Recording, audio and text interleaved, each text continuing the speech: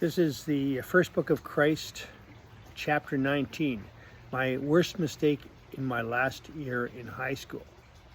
This is available through Amazon for $20 if you want to purchase it, or you can get it for free by looking at YouTube, Facebook, Instagram, blah, blah, blah, etc. As I sought a girl to help me spread the good news, I found a girl that spread, but it wasn't always good. Then it came to pass that a third-year undergrad from the university invited me into a place I had never been before. I was 17 and was willing but naive. I gave up my innocence to her one night when the place was quiet and we were alone. As Isaac Newton once proclaimed, the actions of two bodies upon each other are always equal and always opposite in direction. Thus, while I gave her my virtue, she gave me something equal and opposite to what I expected. She gave me a dose of the clap that any man-hating prostitute would have been proud of. But those were the days when I was young, pure, new, and nice. So when the fluid started excreting from me, I immediately went to my mother and complained about my bladder infection. My mother, in turn, told my Aunt Tilly, who told my Aunt Brenda, who told my Aunt Stella, who told my Aunt Nora. The story went down east to my Aunt Rita, and west to my Auntie Kay and Auntie Sheila, and south to my Aunt Stacia. The phone was constantly ringing from my aunties, wondering how my bladder infection was. This is the part of the story in which I can only say, I was in deep sunflowers. It was only Auntie X, who as she walked past where I was sitting, leaned onto my ear with a cupped hand and whispered, "Get it checked with your doctor and take your girlfriend with you." When I was 7 years of age, under the kitchen table, I listened to my mom and my aunts talking as they had tea and smoked cigarettes. The conversation turned to Auntie X. She had left our hometown as a young woman to find her fortune in the big city down east. She worked as a secretary for a commodity exchange company, and her boss was demanding, unappreciative, and for the work she did for him. No doubt he would sit her on his lap and talk about the first thing that popped up. I thought that until I learned that he had reverence for the ancient prophets, who apparently are wiser than modern man. He followed the prophet, who he didn't make the cut in the Bible, but expressed his wisdom on scrolls found in Jerusalem. One of the ancient rules that Mr. Dipshit followed was, "Thou shalt not put thy rod in thy staff." In those days, secretaries were held at a low pay scale until somewhere in the evolution, the true worth became apparent and they became executive assistants. Her boss, Mr. Dipshit, over time became heavily dependent on her for record keeping, dictation, appointments, and business analysis evaluation. With a wife and a family at home, often he would keep my auntie late to finish off the day's work. As a young girl in the city, she was trusting and naive. Men like Mr. Dipshit would take advantage of that. My auntie was lonely and would spend most of her evenings at the bar. She had the love of the liquor and rarely had to buy a drink. Being young and pretty, she would sit at the bar until some hound would offer to buy her a drink. Many nights resulted in her going to the traveler's hotel room. At work, Auntie realized her worth and demanded a substantial raise. At this point in her career, it became obvious to Mr. Dipshit that he couldn't afford to have her leave the firm, and gave her a job in the floor selling commodities. In no time at all, she became his best broker, using the motto, "If you can't sell it, sit on it. Eventually, they will come back to you at your price." In the meanwhile, back at the bar, the dink for a drink had to stop. Using the same motto as she used as a broker, If you can't sell it, sit on it. She ended up drinking all night for free and then getting paid by the travelers to go back to their hotel. She would go back to some of the Lounge Lizards hotels in the hopes of developing a relationship with them. She finally found a man and they married. His name was Lucier, not far off from Lucifer, I'd say. Anyway, he was a lily and they went their separate ways. At the time of my aunt's tea and my eavesdropping under the table, Auntie was still down east. Most of my aunts agreed that Auntie X was a prostitute. My Auntie Nora disagreed. As a member of the Confraternity of the Holy Rosary under the Dominican Order, she was as close to the holiest person that I knew.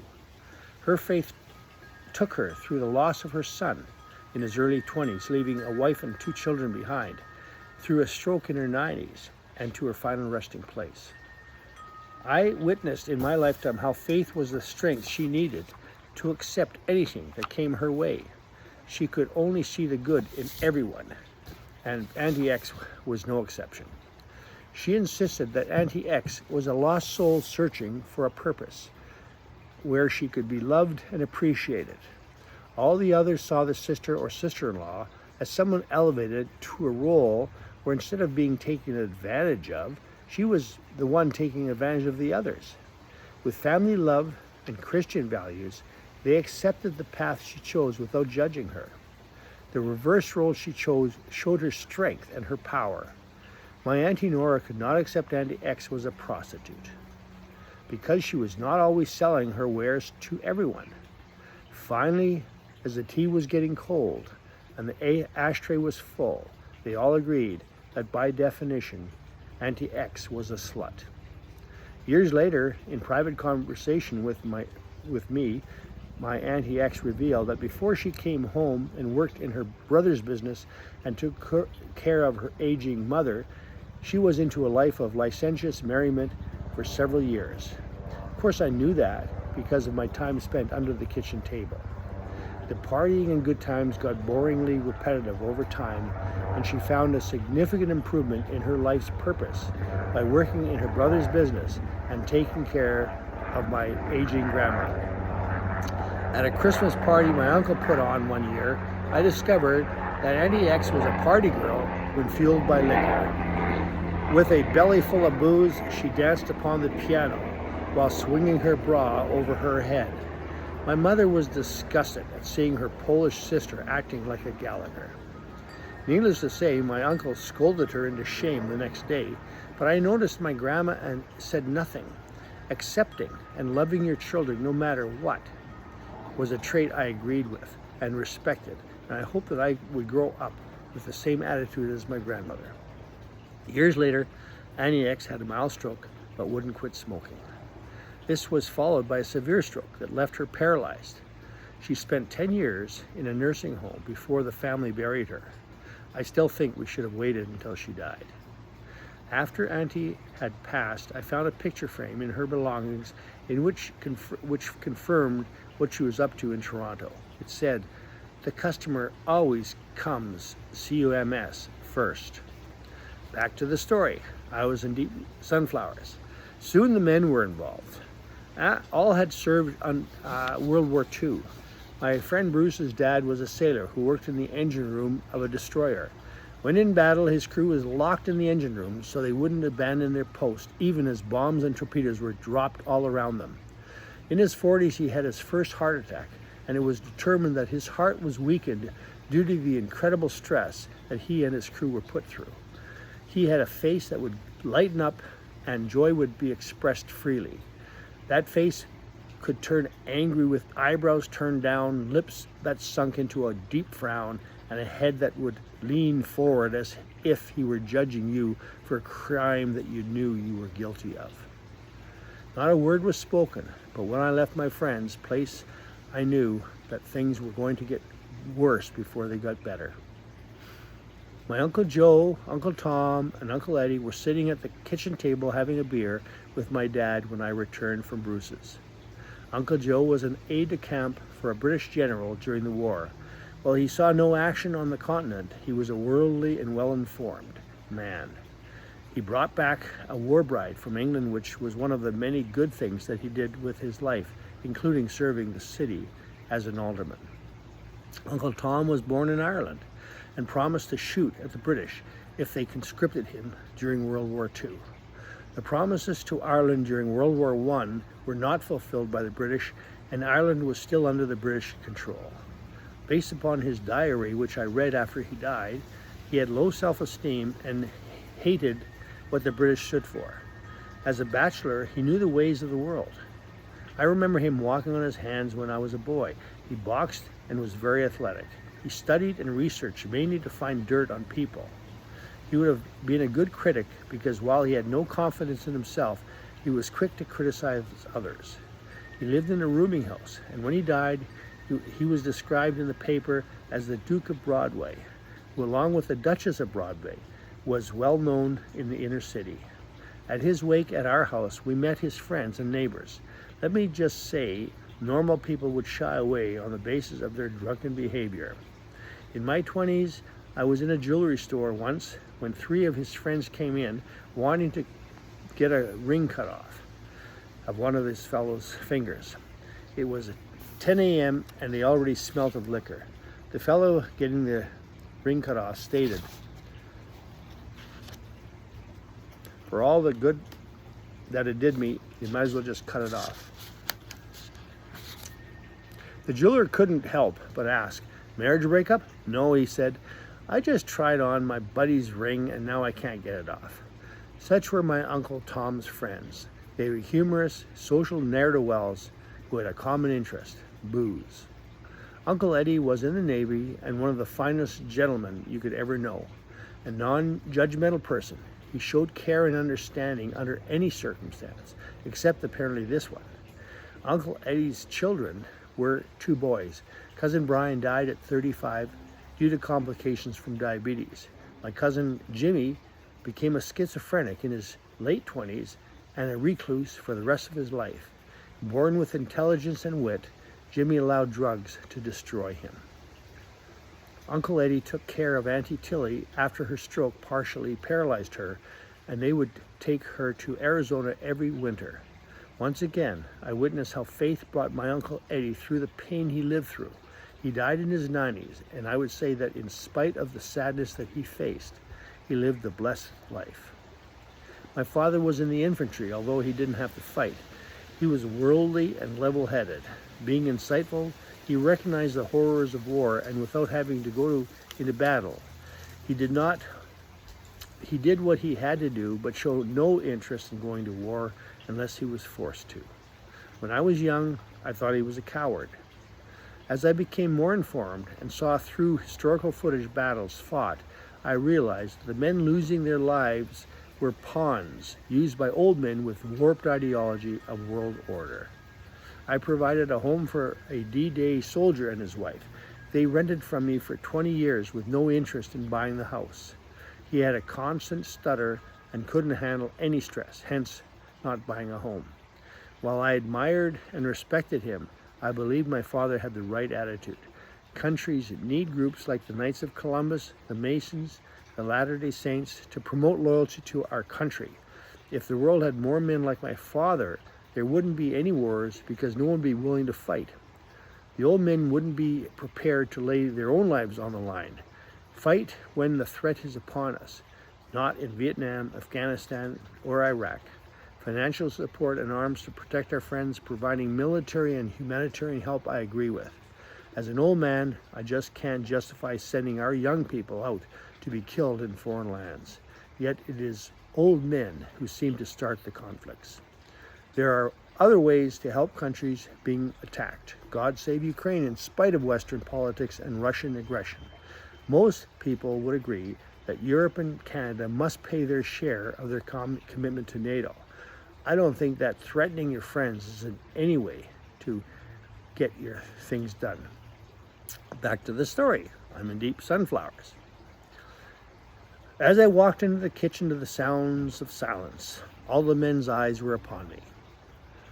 I felt like a Nazi at the Nuremberg trials, as I slowly and cordially greeted my uncles as their heads followed me into and out of the room in complete silence, as I shamefully walked to my bedroom.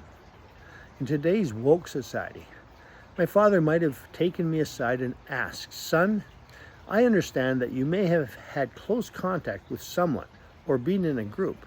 It's not important if they are non-binary, agendered, intergendered, FTX, gender fluid people, or whether they've undergone genital reconstruction, or whether they've had multiple simultaneous partners.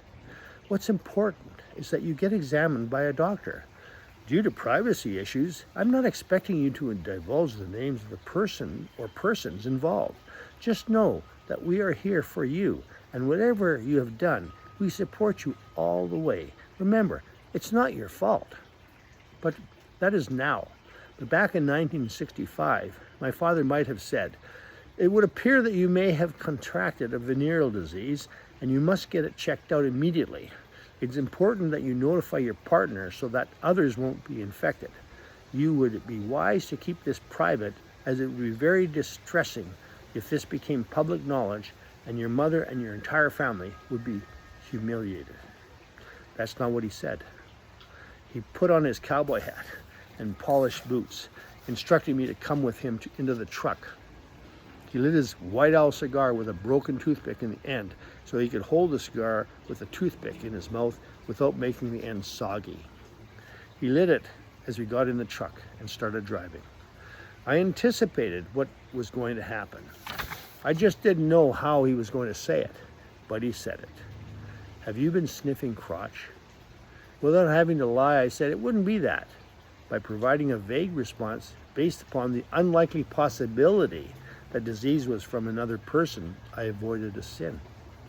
I attributed my father's crude question to the fact that he was forced to go to work after grade 9 during the Depression, and that combined with living in a rural setting where class refinement was scarce, he would come up with the question as he did.